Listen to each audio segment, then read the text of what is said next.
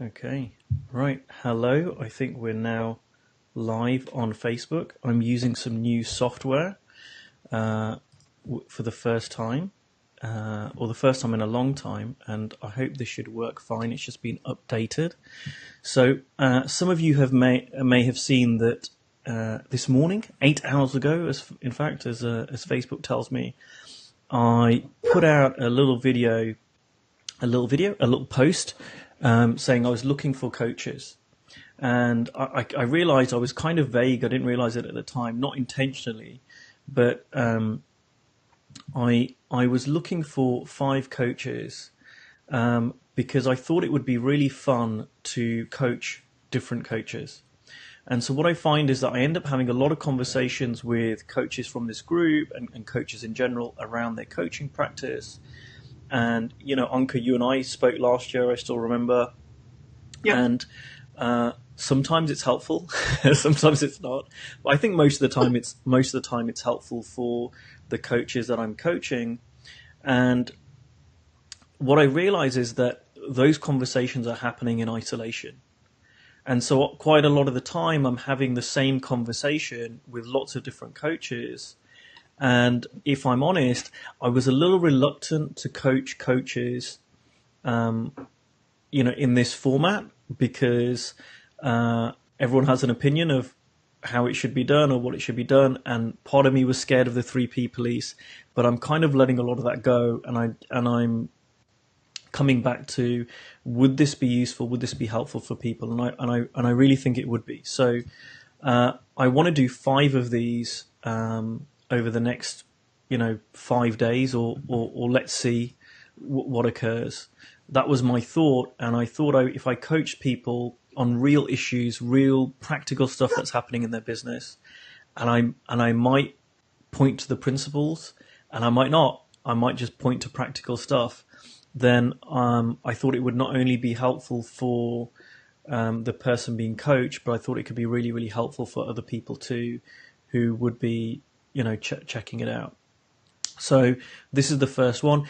The other thing to this, by the way, being totally selfish, is it gives people a little bit of an insight in terms of the event that Steve and I are doing in London this summer, which is, it's very much in this format where we want people to bring their concerns, their challenges, their problems with regards to their coaching practices and open up to having a conversation.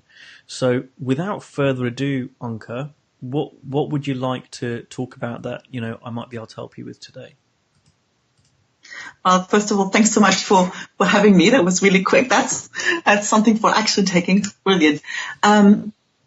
Well, I'm still consider myself like a new coach, obviously. And, so 14 years ago, I moved to Spain with this grand idea of let's just start a sewing business. And, so now this sewing business has turned into like a bit of a millstone that seems to be hanging off my throat, right? Because, ever since I discovered coaching and started coach training with Jamie, and now it's even more intense, I'd say, than like last year when we spoke, because I've had a lot more conversations and a lot more coaching, and I'm more certain now still than I was then that this is where I want to go. But the thing I have is like, okay, the sewing pays the bills still. And while, especially when I even kind of responded to your message this morning, I looked back at, like we spoke about pretty much about a year ago, and I looked back and I'm, Jesus, it doesn't, like, you don't really notice it when you're kind of in the daily sort of, but God, from last year, I've come a long way. Like, a lot of things have moved. It isn't that I've just been, it sounded like a nice idea and I'm not exactly in the same place.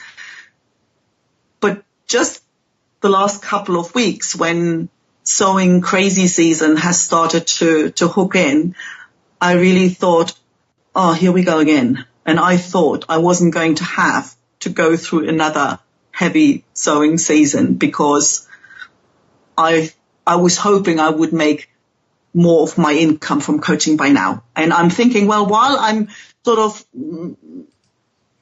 I'm quite aware that every time there's this sense of rush or there is some, some deadline to be met, it's like there's something, like you're all up in your head. So I'm quite conscious of that, but I'm sometimes wondering whether I'm shooting myself in the foot by going all cruisy. Like, does it really have to take that long, or is that something I'm making up? So I'm at the point now where I'm thinking, yet another mad spring sowing season. Is there something I'm not seeing? Is this something? Am I making something more complicated than it is? And maybe everybody else can see it, but me. It's funny to me, or not funny, but it's something I've been reflecting on, right? And it's something that I've been reflecting on recently as to, what are some of the challenges that coaches are having? Why are they having those challenges, right? What's going on? And, I'm now not going to talk principles, right? Because there's a principle side of this conversation, which we can talk about, which is slowing down is a side effect of seeing how we create our reality, right? And speeding up is a side effect of our misunderstandings around that, right? So there's that conversation to be had, which we can talk about more if you like. But what I also wanted to talk about or what comes up really is, and what I've been reflecting on recently is, there's another side to this. And I've talked about this with a few people recently, which is there seems to be, and this was true for me too, there seems to be a misunderstanding around how long it takes to really grow a coaching practice for most people, right? Now, are there people that grow coaching practices to very large turnovers very quickly? Yes, there are, right? My experience hasn't been that. I've been coaching, in September it will be 6 years. And this year, it's not been like, oh, it was nothing and then all of a sudden it grew and like now it's huge. No, it's really been a constant, a few £100s, then it became a few £1,000s, then it became tens of thousands of pounds.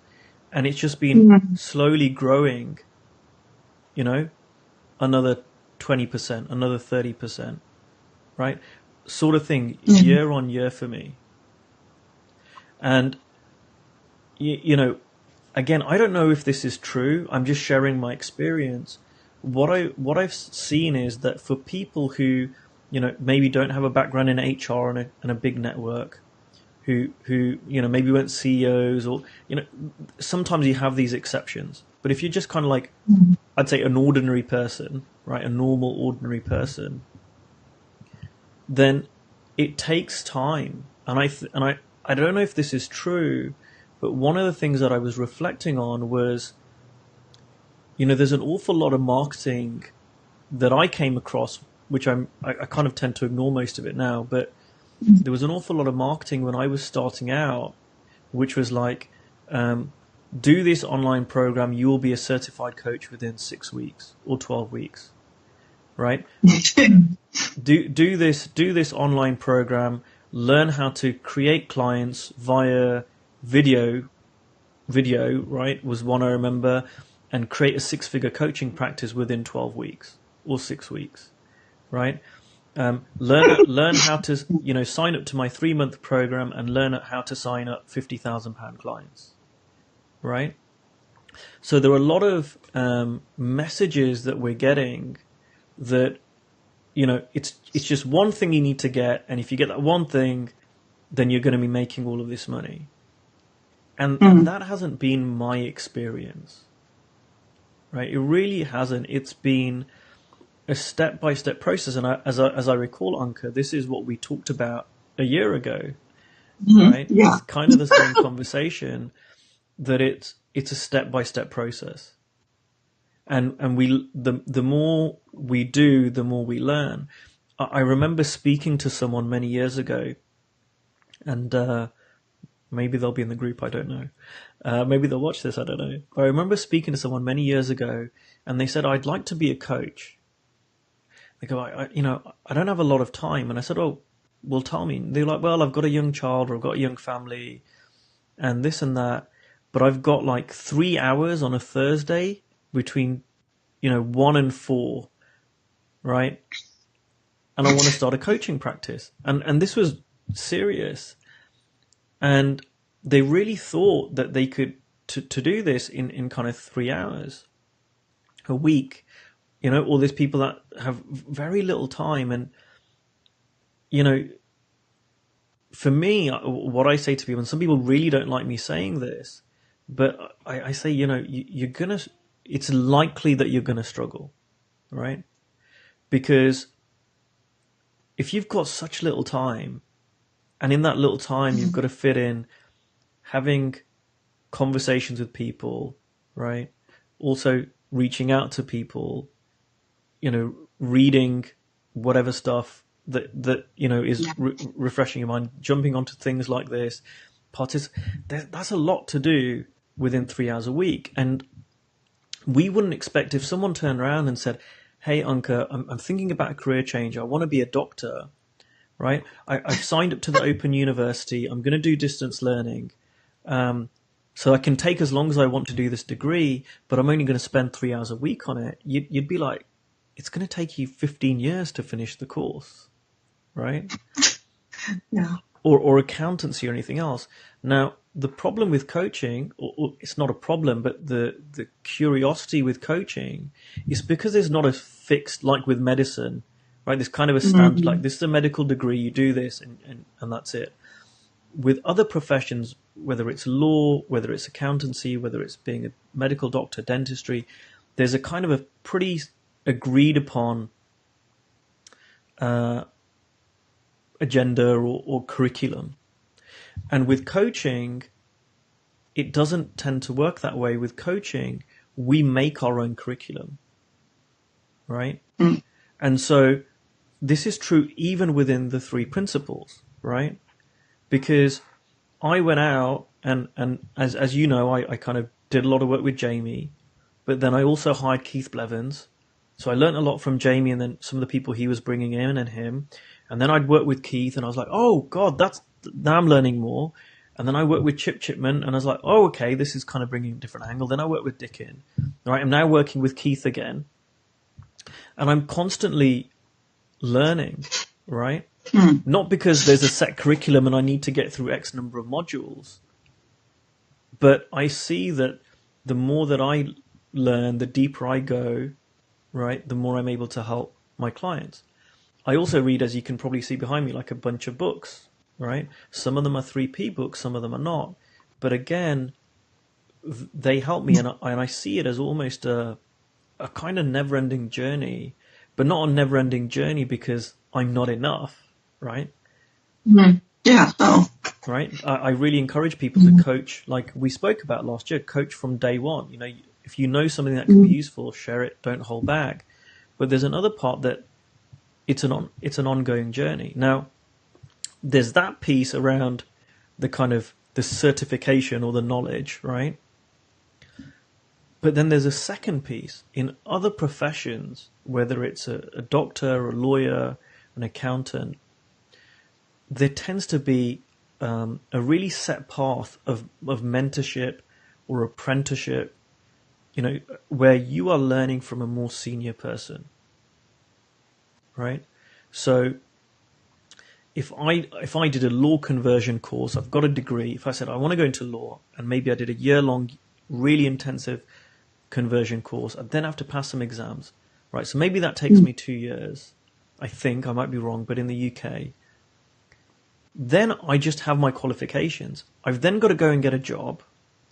And in that job, let's say I go and work for a law firm, I'm going to be looking to the more senior solicitors or barristers to guide me. They'll give me some work, I'll do the work, and they'll say, that's good, that's not good, maybe change this. This is what you want to look at in the future. And I'm being guided and trained on the job, right? Yeah. And so with coaching, we don't have that laid out. We have to create that. So I create this with, with Steve, for example. He's kind of my senior partner, right, in this imaginary coaching firm I've got. And so he's my mentor and guide and coach around, okay, this is what I'm doing and I want some feedback. And that's why I've worked with him for 3.5 years, right? Now, nobody needs a coach. I would highly recommend one for coaches. But all of this stuff help to have that process, to help you progress as a coach and to really kind of, whilst we don't have ranks, like in doctors, you have, you can go all the way up to consultant, lawyers, you have different ranks, if you like, right? We don't have that, but it gets reflected in the income we make and in the impact we have on clients, right? It's reflected in that. Now, if you, so here's what I want to say. If you don't have those things in place, right, or you have to cut back or whatever else, it's just going to take a bit longer, right? It's going to take longer. And if you have all of those things in place, to me, someone who is not a coach, who doesn't have a background in coaching, who doesn't have a, is not a CEO or an HR, something unique. If you, like I said, like me, I had nothing to do with coaching. You had nothing to do with coaching. A lot of these kind of people, I would say you're kind of looking at a 2-3 year journey, right? If you have all of these things in place and with focus, right? And I would say that one of the things I wanted to talk about, yes, there's a grounding piece like we talked about at the start of this call, but there's also the piece around expectations. Because I really thought when I started coaching, within 3 months, I'd quit my job and I'd be getting clients regularly and it would be really straightforward, right? Yeah. And it took me 2 years till I got to the point that I quit my job. And I remember before I quit my job, other coaches would privately tell me, how have you done it so quickly? These are people who were coaching beyond me, who had kind of been coaching for 10 years. And these were newer coaches. It wasn't just, someone looking up to me. It was people who had done it too. And they went, you're doing a lot. You're doing it well. So if I'm apparently someone who's done it quickly and had all that support, it's taken me a couple of years. And the irony is, the more we get in this cycle of, oh, I should be doing it by now, why is this so slow? We actually hamper ourselves. Yeah. Yeah, I think there's a number of things that really resonate.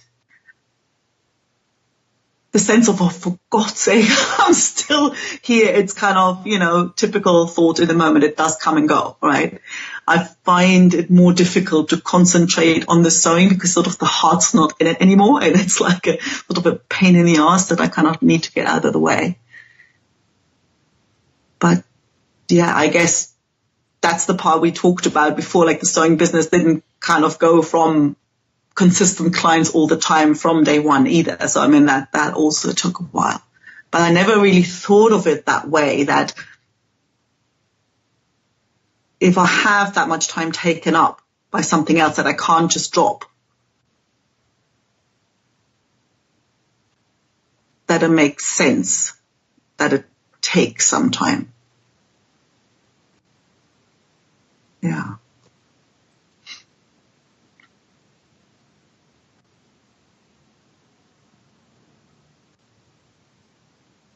Yeah. And when you said like the 3 hours per week and all the messages we get, it reminded me also of the, learn Spanish in 30 days, so it's like that expectation. Very true. And the other thing that really resonated, and I guess it's something that like you just have to find out. There's nobody who can tell you up front, because my whole motivation for even becoming a coach was, I was really struggling at some point with this whole sewing business thing. And I thought, well, okay, if there's a good chance I'm not the only one who went out, started a business, and something happens, or something in the way we understand the world caused us to struggle in our own business. And so I really wanted to help other creative people, and then the sewing people were the ones who'd be, coming because, I had what they wanted basically. But,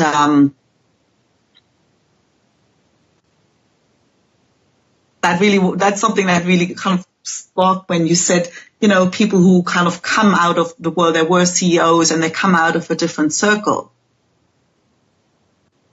And I'm like, yeah, I mean, so I've got this Facebook group for these, for people who want to start a sewing business, and they're really grateful and they're really,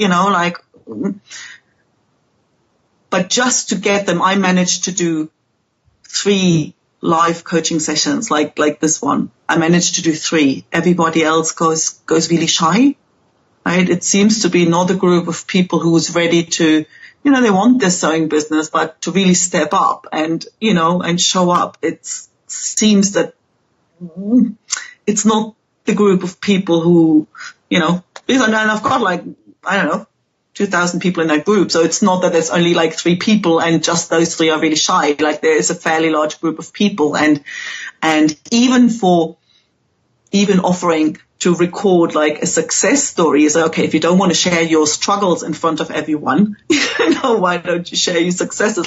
But there it became clear that it was that kind of stepping out, be seen, making a step forward, get on a call. It was it really freaks people out. And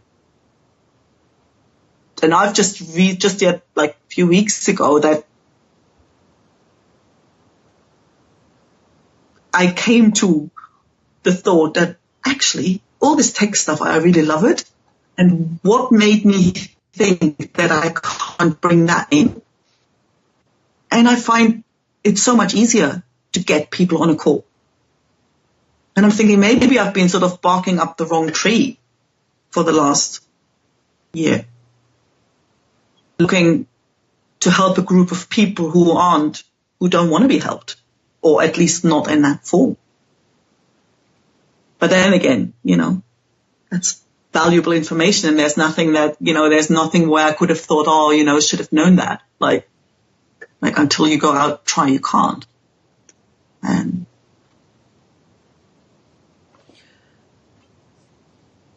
I guess so that's part of the experimenting, and that's I think there's really no shortcut to it.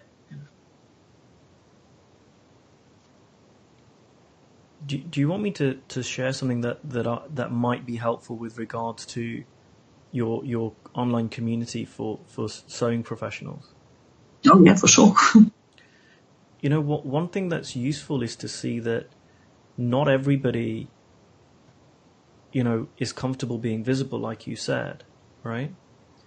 And you don't need to run your community like I run my community, because everyone's community is different. Yes, the human experience is the same. Mm-hmm. But for example, with coaches, right, it makes more sense that they would step out of their comfort zone and be visible on camera. For sewing professionals, they don't need to necessarily do that, right? Yes, it's thought created. Yes, there might be some misunderstandings there. But what's great is problems or challenges like this can really help us be really creative. Right? So I don't know, there might be something in that too. And maybe you've tried this already, but something that occurs to me is, would it be possible, for example, to say, I know people are really shy in coming on camera. I know people, are reluctant to share that. But how about an anonymous question, right? Question of the day, anonymous question of the day, and say people can private message me, right? Or yeah, I do offer that. Yeah, right? Yeah. Or if a little bit more visible is having a post. What are people's questions? Or you can do a poll, right? I know Facebook has polls. Oh no, right? Yeah, no, I do that. Yeah. So there are different, like they say, there are different ways to skin a cat, and it reminds me that again of something that Steve taught me, which was with coaching, it's not necessarily about you all the time, right? When people aren't having coaching, but it's equally because some people think they're going to do coaching wrong. They won't do it right. They're worried about what you might think of them, right? For sure. That you might not see this, but they might think, oh, I can't speak to Anke. She's really intimidating. What if I ask this really simple question and she thinks I'm stupid, that I should know this already? No, it's true. It's true. Yeah. I mean, definitely it's the sense I'm getting, but that, that's why, well, I really notice the difference when I go and speak to anybody and say, I'm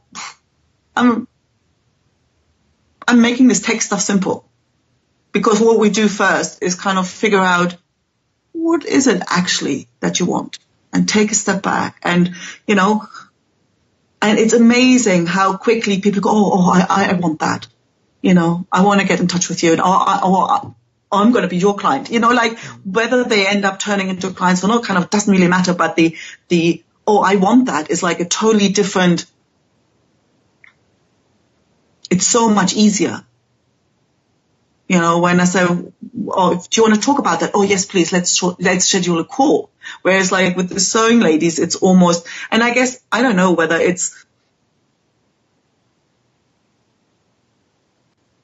sometimes they're even worried about like, oh, I don't even know how to do this with this. So I didn't quite catch that. There's like, sometimes they're even worried about how am I going to get on video, or how I don't even know how to do that. I mean, it's even that. So yeah, I'm kind of really excited and that aspect that I'm thinking, God, and if I even get to geek out, that's even more fun because I kind of really like stuff. So to just explore that path, while I kind of, but I kind of, it almost felt the sense of relief to think, oh God, it feels I'm trying to stuff my help down their throats, and I'm kind of tired of that.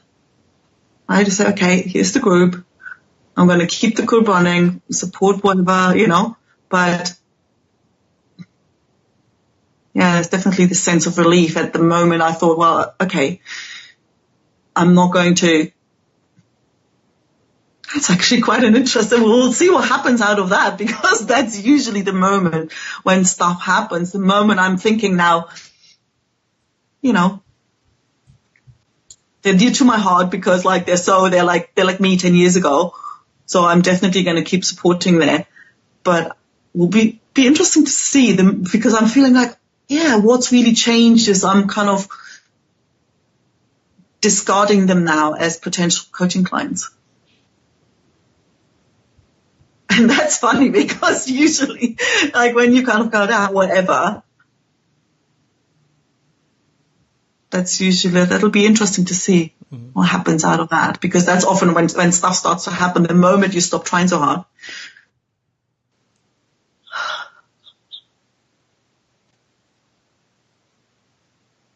Yeah.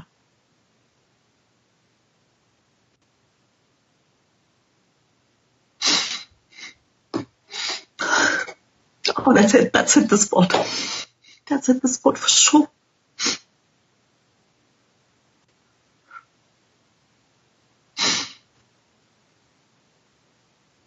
And funny, it wasn't even about impatience.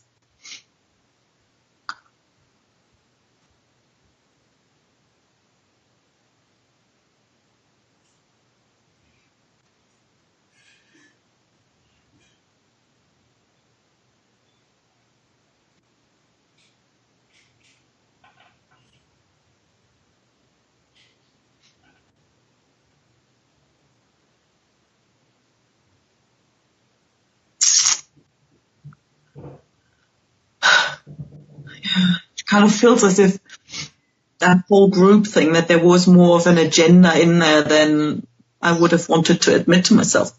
Because I think in one hand there was some purpose around creating that group and creating that community. But I guess if I go in there with this, like, let's see whether I can fish some coaching clients there, it's probably less likely to happen. And it's not that I haven't, but the ones I have, funny enough, didn't really come out of that group. They were in my circle from the flamenco dressmaking before, on that other website I have.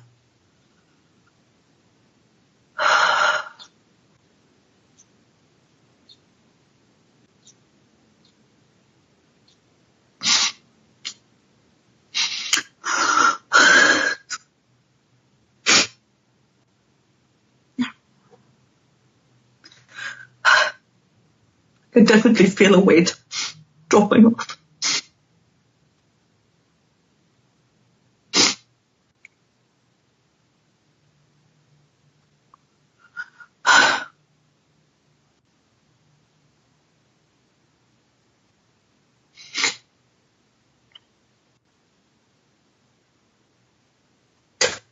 It's actually quite funny when I think about it. The same as the clients that have been coming to me without me kind of doing anything. It's almost like it was, they were there asking for help in that direction. And it took me so long to actually even see it. While I was so focused on trying to help this group of people who didn't really want to, I didn't even see. Because it sort of comes back to me, like, so often there are comments about that thing about stepping into the unknown, where people resonate with that whole crazy, let's just pack up and move to Spain thing. And even at the November, where I was talking about this whole, like, my difficult clients and how realizing where that experience come from has changed the whole thing. And when I look at the responses I got and the feedback and what people came after in the breaks talk about, it was usually about that. Packing up and moving to Spain and following that. You know, I think there have been people reaching out that I've not even noticed.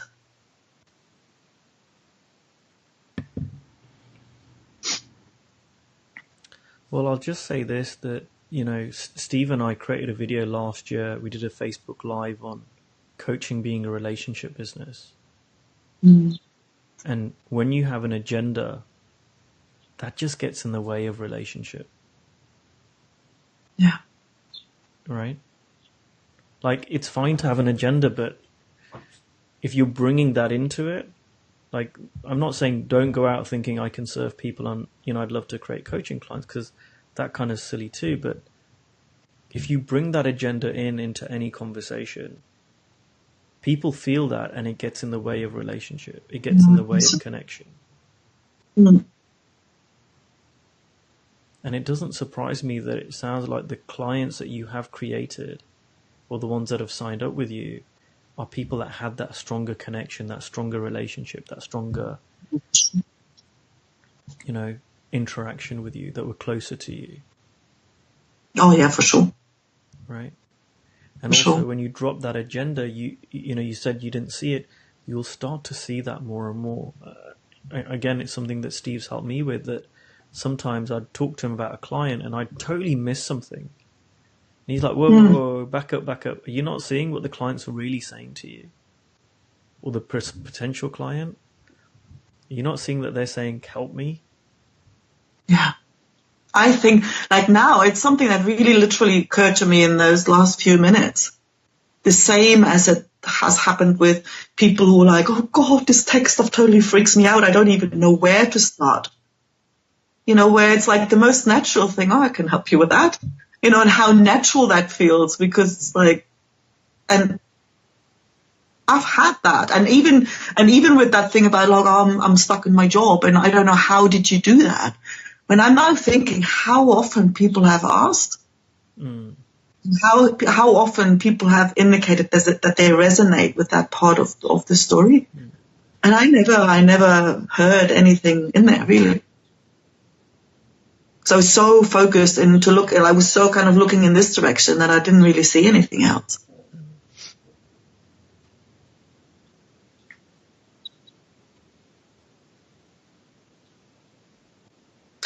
So yeah, there's this really sense of opening. It's like, oh, like the moment I stop kind of try so hard in this direction, it'll be interesting to see what else I'll be able to see that's been probably right in front of my face and I couldn't see it.